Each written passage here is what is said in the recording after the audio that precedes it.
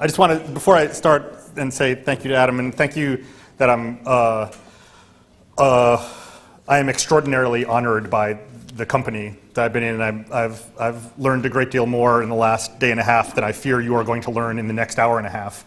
But I cannot thank you enough. I also really can't thank Elena and Jasbir enough, because I can't think these thoughts without being in conversation with them. So I have more gratitude than I can really express.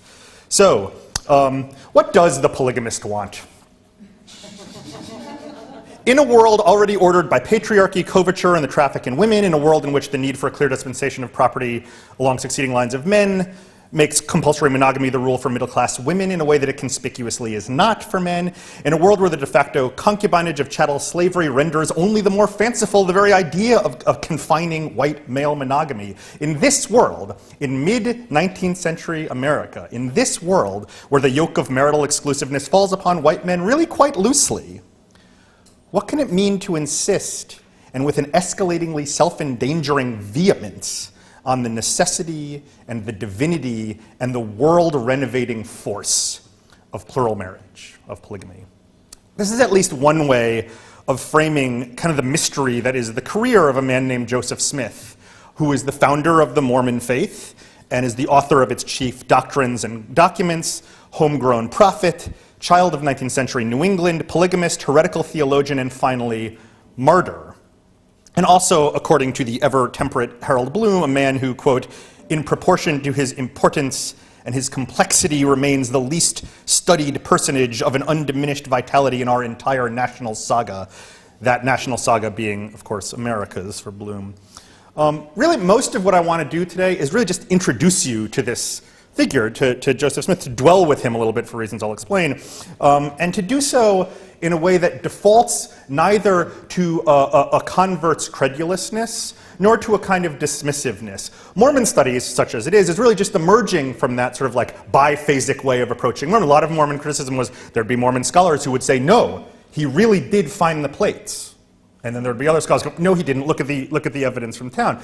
I'm not really interested in either of those modes. Not that there hasn't been good scholarship. There might be other and more productive ways to approach Smith. I want to think particularly about the inner logic of plural marriage, such as it seems to me to function in Smith's cosmology, and to think in turn about how later dramas around colonial contact in the West, dramas around precisely indigeneity and sovereignty, give shape to the practice of plural marriage as it is solidified after Smith's death. So I want to think about how, with the move west, the idea of plural marriage finds itself transformed into the institution of plural marriage.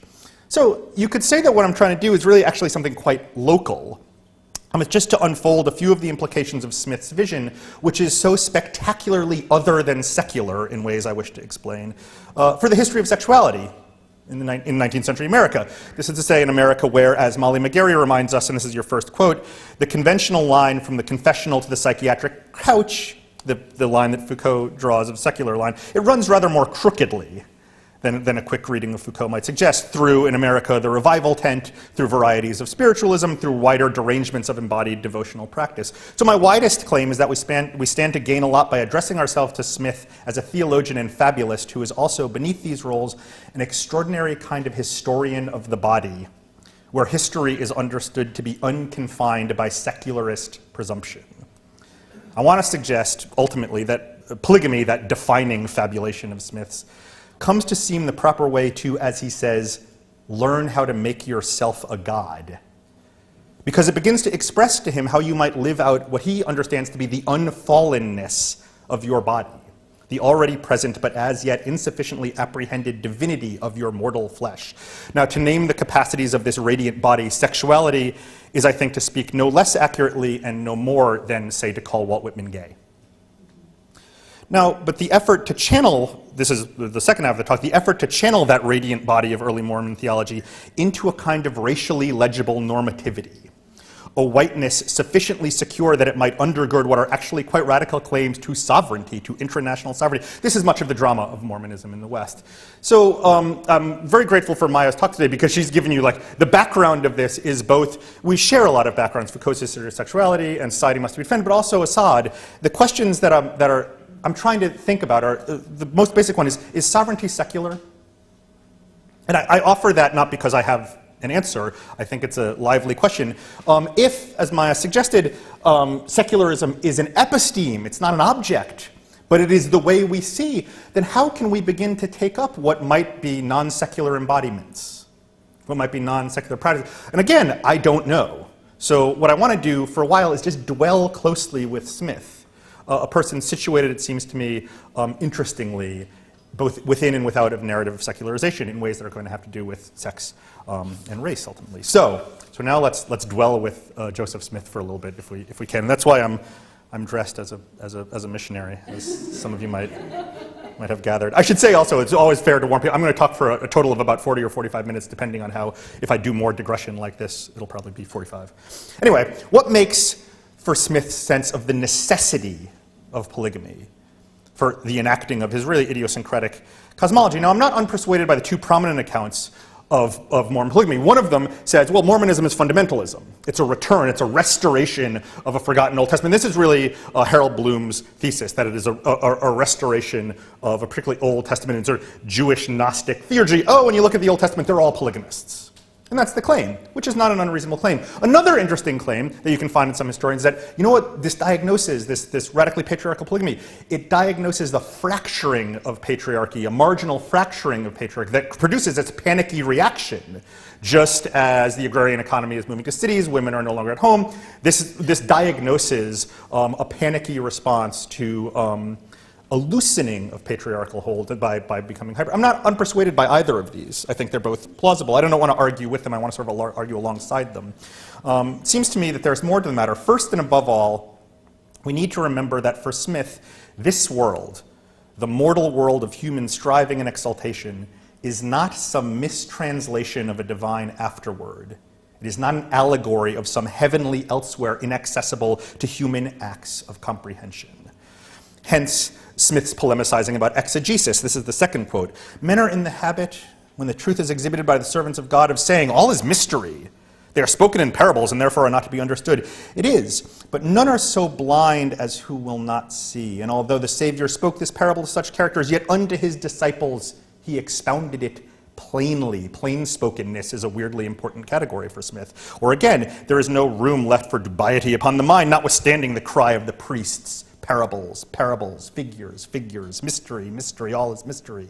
The matter with humankind lies not in any innate and incurable dislocation from the divinity of the extant world, some elemental incapacity for contact with God. Smith, like many other people in the burned-over area of the 19th century, was like an anti-Calvinist. He's overturning Calvinism.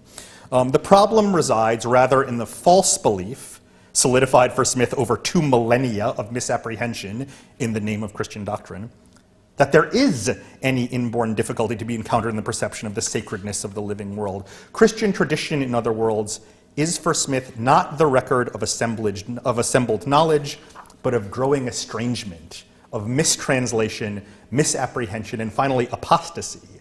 For Smith, the world is not fallen. You think it is because of the error that is Christianity. So when Mitt Romney was running for president, fundamentalist Christians would say he's not really a Christian. They're wrong, but they're not wrong. Mormonism becomes another kind of Protestantism, but it wasn't. When Smith writes it, it just isn't. He thinks of Christianity as a mistake. When we recognize as much, we begin to see how something as seemingly outlandish as polygamy emerges for Smith from premises that should be, I think, certainly for readers of the mid-19th century American canon, not really that esoteric. For whatever Bloom's claim about Smith's, quote, uncanny recovery of elements of ancient Jewish theurgy, the whole point for Smith is that his relation to Abraham, Isaac, and Jacob is not merely imitative. It is emphatically not derivative. So in 1836, Emerson famously claims the privilege of a direct relation to nature, and Smith says this is quote 3. Some say the kingdom of God was not set up on earth till the day of the Pentecost, but I say in the name of the Lord that the kingdom of God was set upon the earth from the days of Adam to the present time, whenever there has been a righteous man on earth unto whom God revealed his word. Or again, striking a note familiar in mid-19th century literature, have I not an equal privilege with the ancient saints? Have I not an equal privilege? If the ancient saints are models for Smith, it is less because of the authority they offer through precedent than because he understands them to have lived in the world in exactly the way he does in the present tense, which is to say, in a state of revelation, in possession of a capacity for the direct, in the flesh experience of divinity. Now, the ramifications that follow from this are kind of expansive, and Smith's career could be understood as the pursuing, in a really astoundingly compressed frame of time, of just a few of them. I would remind you that the Book of Mormon is finished in 1830, and Smith is killed in Carthage, Illinois in June of 1844. So his prophetic career is 14, 15 years. It's a very condensed amount of time. So the largest and perhaps most frontally heretical part of this revelation for Smith is that God is a being with a history. God has a biography in Smith. He has the revelation that God was a man who became a god. This is the heart of the sermon he delivered in Nauvoo in April of 1844, not 3 months before he was killed, in which he asked, this is quote 4, "What kind of being was God in the beginning before the world? First, God himself, who sits enthroned in yonder heavens, is a man like unto one of yourselves. That is the great secret. If the veil were rent today and the great God that holds this world in its sphere and the planets in their orbit and who upholds all things by his power, if you were to see him today, you would see him in all the person, image, fashion, and very form of a man like yourselves." The great secret is not just that there is a story of, as Smith says, of, quote, how God came to be God, but that once we know that story, we come at last to understand, quote, that we may converse with him the same as one man with another, since he too once dwelled on an earth the same as Jesus Christ himself did in the flesh, and like us. Whitman exalts the body no less than the soul, Thoreau reverences the wild no less than the good, and Smith insists that, quote, all doctors of divinity say that God created the soul in the beginning, but it is not so. The very idea lessens the character of man. He insists, that is, that the human and the divine mark differences of degree, masking an elemental sameness of kind.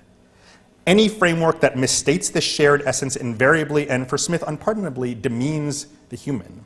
Hence, his most central theological exhortation, and this is at the center of Mormonism, you have got to learn how to make yourself gods, he says to his following, in order to save yourselves and be kings and priests to God, the same as all gods, plural, have done, by going from a small capacity to a great capacity, from a small degree to another, till you are able to sit in everlasting burnings and everlasting power and glory as those who have gone before sit enthroned. There is no redemption here, no translation of the human into the radical otherness of the heavenly, enlargement, improvement, going from a small capacity to a great capacity. These, for Smiths, are the trajectories of the human toward the divine. Now, crucially, to continue dwelling somewhat closely with Smith, Smith continually returns us to the misperceived but already extant divinity of the human, not as a soul or a spirit, but in all its enfleshed materiality. There is no such thing as immaterial matter, he says in Doctrine and Covenants. All spirit is matter, which is to say, as he will say elsewhere, that you are made of the same stuff, the same matter as God. It's like profoundly like monistic cosmos. There's only one matter, and it belongs to God and you equally. And this begins to explain what I promise you is the very striking emphasis in Smith's writing on pleasure. Ellen had mentioned we weren't talking about pleasure. Smith talks about pleasure all the damn time. He's always talking about the body's capacity for sensual delightedness. So the starchiness of the 20th century character of upright Mormon rectitude, of an almost parodic wholesomeness, which I'm trying to demonstrate. And it's often wedded, I would say, it's often wedded in the popular imagination to Mormons with an outsized capacity for violence. That's, I think, how Mormons are commonly figured. This obscures the early and rather different perception of Mormons as they were known in the 19th century, the dancing Puritans, which I like a lot. They're the dancing Puritans. As Smith writes in an 1842 letter, quote, our Heavenly Father is more liberal in his views and boundless in his mercies and blessings than we are ready to believe or receive. Like the divinity of the human and the human origins of God, just this inbuilt human capacity for delight is what the accreted misapprehensions of the Christian tradition have conspired to mystify. Happiness is the object and design of our existence, Smith writes, and it is God's plan that, quote, in the end they shall have joy.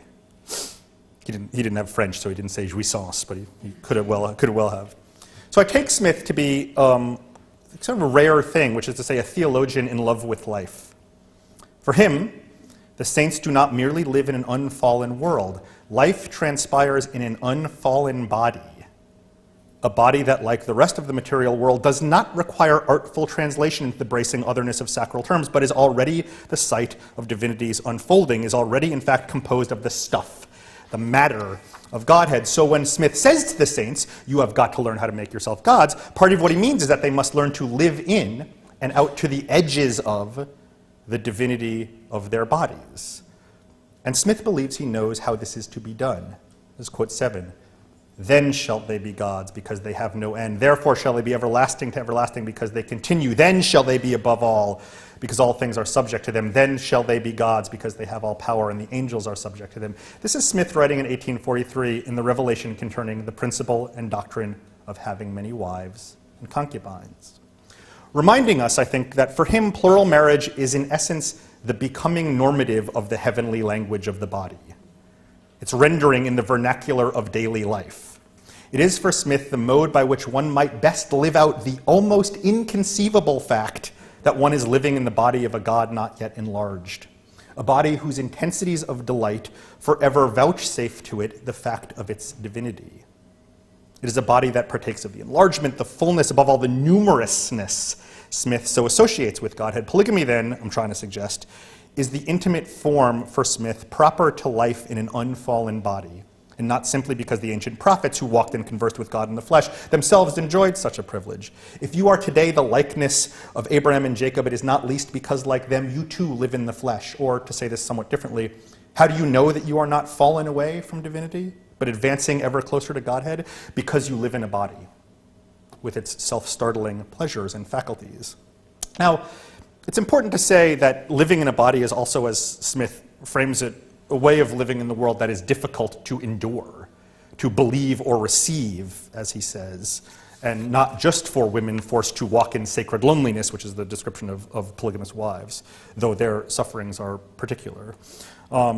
Smith's writing, both public and private, shows with bright vividness how living out a life at last revealed to be that of a god in embryo might itself be a disquieting, trying thing that one struggles to endure. This, I think, begins to explain the strange and strangely repetitive emphasis in the polygamy revelation on crime. Yeah, it's a lot about biblical crime. Or rather, for Smith, on things that seem criminally contrary to nature only in terms that are not those of God. Abraham is, of course, the biblical model, most pertinent to Smith. The promise is yours also, says the revelation on polygamy, because you are of Abraham. But consider how he frames the Abraham story, and this is quote 8. God commanded Abraham, and Sarah gave Hagar to Abraham to wife. And why did she do it? Because this was the law. And from Hagar sprang many people. This there was fulfilling, among other things, the promises. Was Abraham therefore under condemnation? Verily, I say unto you, nay. That's a perfect piece of Joseph Smith. Verily, I say unto you, nay. He's like has a lot of Old Testament in his head. For I, the Lord, commanded. Abraham was commanded to offer his son Isaac. Nevertheless, it was written, thou shalt not kill. Abraham, however, did not refuse, and it was accounted unto him for righteousness. Now, we underread the polygamy revelation in this passage, I think, if we understand it to be essentially and only a kind of coercive scripture mongering, a way to bully Smith's wife Emma into countenancing a violation of her marriage. The polygamy revelation is directed by God to Emma Smith. It's like a letter from God to Emma Smith. Your husband Joseph is going to be taking other wives. It is that, obviously, and without question. But it's also an expression of what I would call the lived incoherence of polygamy for its practitioners, of the ways it cannot not feel like a crime, even to those propounding it. David also received many wives and concubines, as also Solomon and Moses, my servant, and in nothing did they sin, Smith writes. And it's not at all clear that the only person he is trying to convince of the sinlessness of plural marriage is Emma. And this marks, to my mind, a sort of underemphasized plangency in Smith's writing. Now, in the skullduggery and fanatical secrecy that surrounds early Mormon polygamy, we can easily enough read the figure of a man who, like most, fears that the apostate world will misrecognize him and see not an emergent God in the dress of a man, but a very ordinary man dressing up his foibles and his frailties in sanctimony and godliness. That's what he fears is going to happen to him. But I think we might also sense in Smith's fearful secrecy and his unwillingness while he was alive to publicize polygamy, which would do a lot actually to foment the very great hierarchical secrecy of Mormonism now. I think we can sense in that something graver. What we hear is perhaps something of Smith's own misgiving, his own glancing suspicion that the cosmology he believes himself called to embody and to prophesy may itself be fraudulent, a thing made not by the will of a liberal God, but by his own least sanctified and least governable impulses. In Smith's polygamous world, that is, I'm trying to say, the pleasure-saturated body is both the portal through which one journeys toward a nearly unimaginable plenitude, and in these furtive moments, it's the place where you get these disquieting intimations of vast shame. Anyway, these are only the first of the incoherences and the hazardous proximities surrounding plural marriages. There are others no less pressing. For instance, this is the most immediate one. If it's true that in Smith's terms the human species is elementally godlike, awaiting not transformative redemption as much as progressive enlargement, then can women be understood to inhabit the bodies of gods? Is women's embodiment as much an experience of inflooding divinity as men's? Are women, therefore, to be polygamous in exactly the same way that men's are? And it's of course true that all the Old Testament polygamists are men, and that the institutions of Christianity itself unrelievedly patriarchal, but whatever. We know from Smith that he's not shy about turning over Christianity is what he's all about. That should not be an answer. The polygamy revelation, though, the one that I've been reading to you, is where Smith seems most to say no in thunder. They belong to him, he writes of the wives. And if one or either of the 10 virgins after she is espoused shall be with another man, she has committed adultery. What's notable in these terms is less Smith's unconventionality, I think, than his radicalization of conventional gender arrangements. His insistence not merely on patriarchy, but on a kind of cosmologically ordained super-patriarchy, which you could call like the patriarchal sublime. But even this, and this is what I want to say to you, even this is not a settled matter. It's not like he's clear about this. In 1842, he's giving an address to the Female Relief Society, of which Emma is the chairman, in which he speaks of the capacities of women to lay hands on the sick and, quote, come into the presence of God. And while he's speaking, he says words that I think would have been immensely suggestive for auditors hungering for such notes. He says, who knows the mind of God? Does he not reveal things differently from what we expect? Now, the revelation of plural marriage as a kind of hypertrophied patriarchy was not, we might say, all that different from what one might have expected. And that the practices, I will tell you, I've given this talk to Mormons, and this is the sentence that gets people most angry, that the practices and doctrines surrounding polygamy might have developed otherwise had Smith lived beyond 1844, or had the church not passed into the control of Brigham Young, is perhaps unlikely. And my Mormon interlocutors are really quick, like, you can't say that. That's an under-reading of Smith's cosmology right there. And I take that point, and that's a fair point. I will say that it's unlikely, it seems to me, that patriarchy, that plural marriage would have become other than patriarchal, though it was for a time. But that is not because the seeds of a contrary theological development, however meager and however scared, were not there. They were.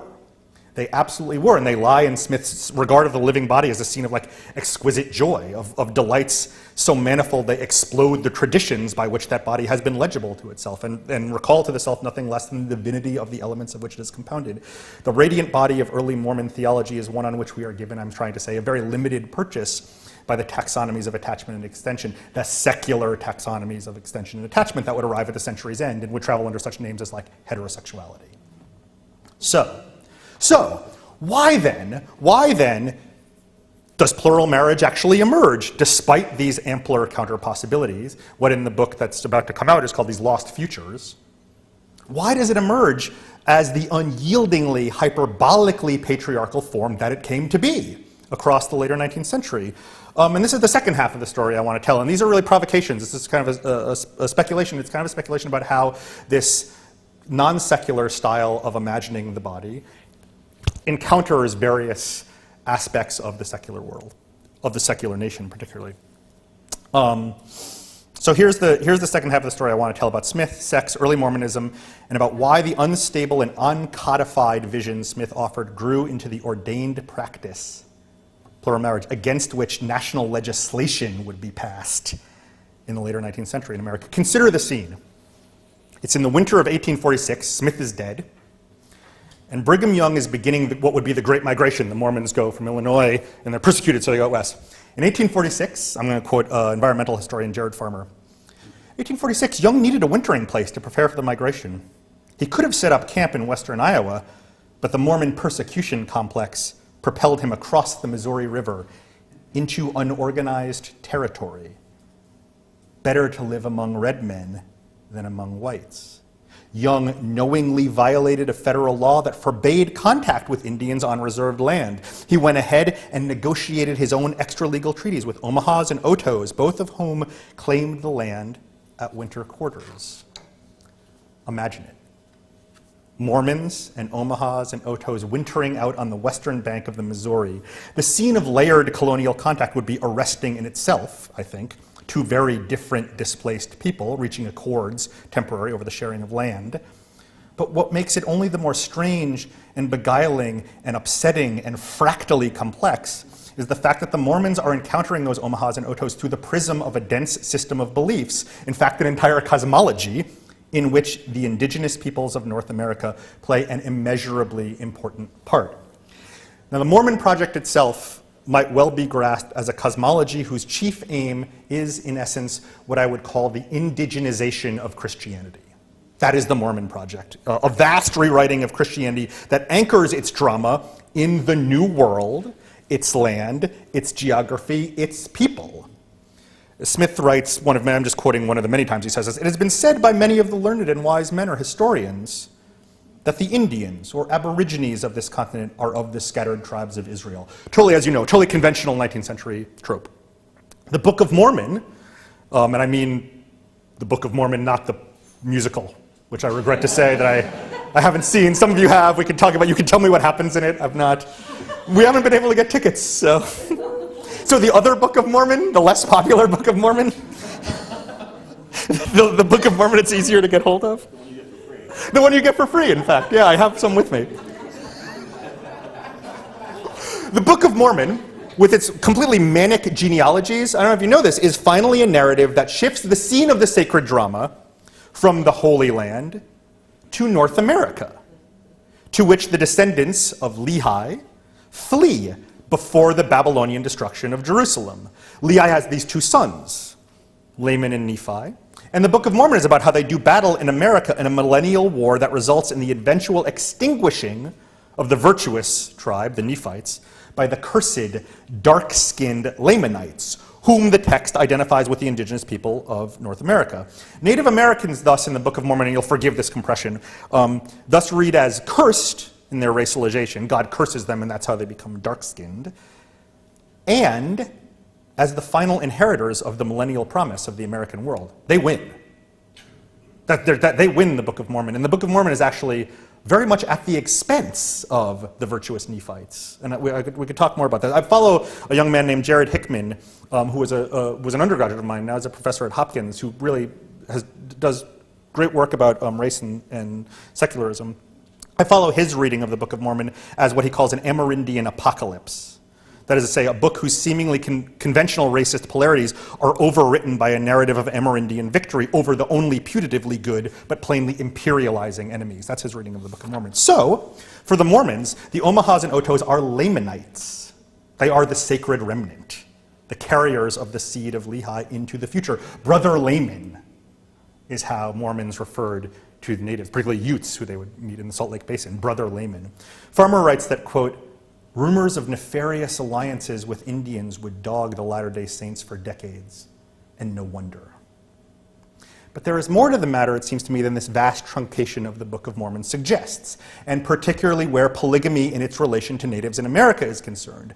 Now, though indigeneity comes to figure less and less prominently as Smith's prophetic career develops, and as he turns to a theorization of the proto-divinity of humankind and the necessity of polygamy, still, many of those later revelations about, for instance, the righteousness of plural marriage or the plurality of gods, which gets him in lots of trouble. He's trying to convince people, no, there's not one God, it's like a council. There's many gods, he's saying.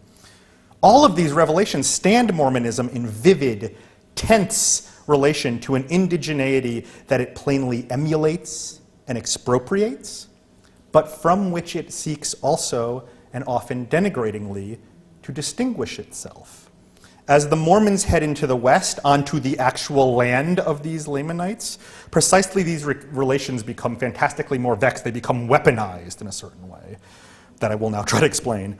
Now, I want to say that the instability of Mormon identification with Indians is not actually a function of what would prove to be the very conventional drama of contact that happens in the Salt Lake Basin. I'm not saying that what happens in the Salt Lake Basin in the 1850s is exactly the story that you would expect and that you know. Catastrophic outbreak of disease, violence, resource expropriation, the dubiously legal seizure of land, culminating in a seizure of sovereignty offered in the name of white charity, adoption campaigns, shifting between we love Brother Layman, we are exterminating Brother Layman. Again, conventional narrative of colonial contact. But I want to think of their identification, the vexed identification, in a different way. Consider the Mormons themselves, who are now avowedly polygamous, in their relation to the federal government. Mormon historians are not wrong to note that the Mormons' own peculiar institution, which became an officially recognized and publicized practice in 1852, polygamy gave to the United States government what amounted finally to an immensely convenient pretext. And I'm thinking of what you'd said about war becoming, that's actually a description of a breakdown. Polygamy gave the US government a great pretext by avowing a practice that so traduced the normative codes of intimate life, even at their most generously conceived. The Mormons allowed the government to frame as a moral crusade against the white slavery of Mormon wives what was in fact a contest over jurisdiction, authority, and sovereignty, which is the word that comes up all the time. From the perspective of the United States government, the problem with the Mormons was not that they took multiple wives. The problem with the Mormons was that they imagined themselves to be in possession of an authority that quite exceeded that of any state or federal agency. Of course, in the mid-19th century, the language of popular sovereignty, which circulated around slavery, was going to vex people tremendously. If the South had popular sovereignty, surely the Mormons should. This makes for the twin pillars of Beirut, but there's great legal work to be done about this and has been done. So, after the Civil War, President Grant dealt with what he called the Mormon menace by appointing vigorously anti-Mormon representatives to Utah, the territory of Utah, such as Chief Justice John B. McCain, who wrote in 1871, quote, "The government of the United States, founded upon a written constitution, finds within its jurisdiction another government, claiming to come from God, whose policies and practices are in grave particulars at variance with its own." The 1885 Salt Lake Tribune editorial put the matter far more concisely when they said, quote, "The essential principle of Mormonism is not polygamy at all, but the ambition of an ecclesiastical hierarchy to wield sovereignty." So part of the government's strategy here is to rewrite these variations in intimate life as illegalities. The polygamy would become an illegal, hence the Moral Anti-Bigamy Act of 1862, which was at last ratified in 1879 in Reynolds versus the United States, an actually very important decision, a decision that not only upheld the Moral Act, but helped to disestablish religious affiliation as a condition of exception. Mormon President, again, forgive the compression, Mormon President Woodruff, excuse me, I knew that wasn't right, Woodruff. And he's the guy who is forced to announce the official renunciation of polygamy, which is a terrible, shattering thing. In 1889, he writes a letter to the council talking about how they're going to have to do this, and he says, quote, "We are now, politically speaking, a dependent or ward of the United States." I want to suggest, and you are the last people to whom I have to suggest this, actually, this is an immensely telling locution. I was telling you, I'm going to be giving this talk in Utah a week from now, where I will have to explain that more. But you understand why. Like, if the Mormons needed an emblem of the effects of being made into a ward of the state, they had one near to hand. Indeed, when Woodruff at the end of the century writes that the Mormons have been made wards of the state and so had better organize around a different and more delimited, but nevertheless viable kind of sovereignty, the limited sovereignty of statehood. The Mormons want statehood. They don't want to be a territory because they're a territory. They keep campaigning for statehood, and the federal government keeps saying, no. You're polygamous. No, we will not grant you, Brigham Young, the authority of statehood. We won't. We won't grant the Mormons. They want statehood as a kind of limited, sheltered sovereignty. When he says we have become dependence wards, he is recognizing the degree to which they, the Mormons, have been, we could say, Indianized. That is, the degree to which they have had their claims to an intra-American sovereignty returned to them as an exquisitely vulnerable dependency. And I think for a thrilling reading of the Rhetoric of War, you can see Bethany Schneider's work. It's very good work. But of course, as I've been suggesting, the uneasy possibility of Mormon racialization through an identification with native peoples had been there all along. at least since the scene at the winter camp and the rumors there of a nefarious secret Indian-Mormon alliance, and on through their repeated failed efforts to reform, to transform Utah, which was in their name Deseret, that was what they wanted their state to be, from a territory into a state. For if the Indians had been a people made to suffer repeatedly and immensely for a belief in their own inviolable sovereignty, and their persistent exposure of what Mark Rifkin calls, quote, the co-presence of discrepant, incompatible geographies within the United States, that attack on the Indians had proceeded not least on the ground of an imputed failure to live to the normative expectations of national intimate life. From Jefferson's speculations about native impotence onward, indigenous people in North America had suffered a style of racialization anchored by and sustained in accusations of sexual errancy, and you can see where our talks come together around this. As the critics that you know, Andrea Smith, Bethany Schneider, Mark Rifkin, yourselves, make splendidly clear, it was precisely native arrangements of gender, property, and intimate life. Precisely the way, and I'm going to quote Bethany Schneider, the kinship structures of tribal relations stood directly against the heteronormative structures of private property ownership and inheritance. Precisely this that rendered the Indians the object of a new and immensely punitive kind of racialization. A racialization, again, as Adam's paper showed, through imputations of sexual errancy. Queering native populations makes them Indians, and this shores up whiteness. I'm just quoting paper. As all of these critics, as all of you remind us, one of the foremost Indian crimes against normative national intimacy was, of course, what was read as their non-monogamousness. A non-monogamous keyed particularly to structures of sociability that whatever else they were could not be parsed as patriarchal, which we see again and again. There's a failure of patriarchy. All of this, I think, helps to explain the shape polygamy was to take as the Mormons settled into the West, and into a new proximity to the native peoples who had been so much a part of their cosmology. For if an identification with Brother Layman was in a way compulsory for theologically minded Mormons, it was also, in other respects, wholly intolerable. What the Mormons witness in the fate of the latter-day Lamanites is the fate of a people racialized by virtue of their derangements of dyadic intimacy, and whose racialization in turn underwrites the decimation of that people's claim to precisely the thing for which Mormons in the West hungered, sovereignty.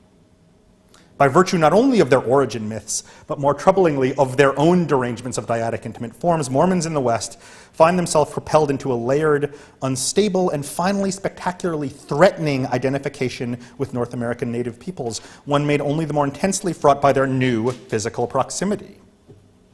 So, we might understand the turning of plural marriage into this hyperbolic patriarchy as a gambit of invidious distinction, fueled by some dangerous proximities. That insistence upon patriarchy, on the male-centeredness of plural marriage, it is, we might say, a bid to cut a hard difference between non-standard intimacies that are degenerate because non-patriarchal, i.e. the native, and those that are somehow extra-normative, hyper-normative, because they are patriarchal. My suggestion is it's the patriarchal sublimity of Mormon polygamy, the sense of plural marriage not as non-normative but as hyper-normative, that works for the Mormons as a firewall against racialization. That's what I'm trying to say, as an anchor for claims of sovereign whiteness. I'm sorry, is everything? Am I too loud? No. That happens a lot. Yeah. What I'm trying to say is that patriarchy, like their patriarchalness is the way that they claim whiteness, right? What I hear in the tuning of Mormon polygamy to the note of a racial, radicalized patriarchy is finally a straining effort to shore up not only the straightness, but the whiteness of the Mormons, who, as they venture deeper and deeper into the West, risk appearing before the American imagination as possessed of too little of both. Let me try to summarize that well. So it's like the Mormons are saying, yes, like the Indians, we make claims for international sovereignty. Like the Indians, we are non-monogamous. But unlike them, we have our patriarchy. That is what makes us white, and that whiteness is what allows for us to claim sovereignty.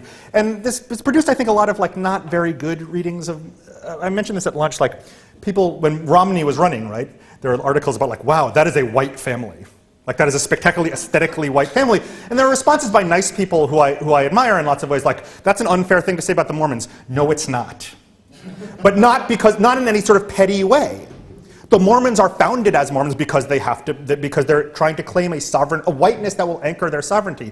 It's not Brigham Young's, I just read a biography of Brigham Young that was really interesting, but it suffered that historian's problem of like, well, he didn't like interracial sex between blacks and whites, but that was part of the logic of the time.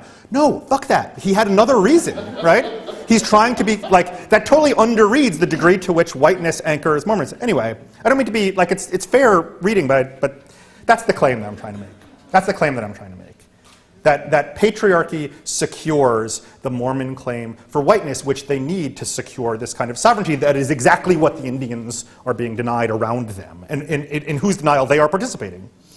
So only one irony here is that the effort to cut a hard, violent difference between Native and Mormon intimate forms, between derangements of dyadic intimacy that are non-normative and those that are like hyper-normative because they're patriarchal, that effort would fail spectacularly. Whatever its consolidating push toward patriarchal verticality after Smith, the radically lateralizing intimate imagination of early Mormonism, the making of a heaven of sociality itself, where humankind expands toward Godhead, it just couldn't be routed so easily back into the channels of the normative. I want to say as an aside, like, this is where Mormonism lives now. In accusations like, you say we're non-normative, we're just super-normative. We're actually excessively normative. Don't you see that's not non-normative? That's an excess of normativity. That makes us really normative. A kind of hyper-normalcy, which I always see in Romney's like hot sons, you know? Anyway, so it was that in 1890, So it was that in 1890 they renounced polygamy. The Mormons renounced polygamy officially. And this caused a huge fracture in the church, obviously. And this paves the way for the ratification of Utah's statehood, which the Mormons would control and still continue to control, in 1896. And also, I would say, transforming Mormonism into essentially another strand of American Protestantism when they give up plural marriage. Which is why I say when the fundamentalist Christians say they're not really Christians, they're right and wrong. They weren't, they became Christians. Thus did plural marriage, with its many pleasured bodies drawing toward a future of vast enlargement, begin its unquiet career as a relic of the repudiated past. Thank you very much for listening to that. That's kind of you.